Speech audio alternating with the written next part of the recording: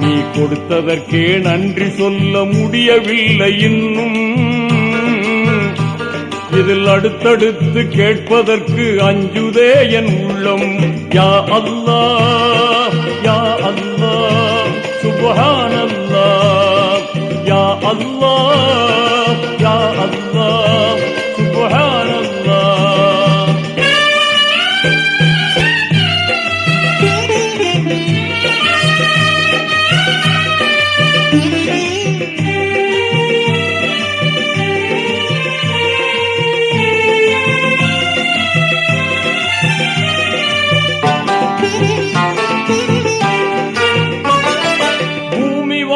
மண்டலங்கள் பொருத்தமாக படைத்தாய், அதை புரிந்து கொள்ள புலன்களையும் திருத்தமாக அமைத்தாய்.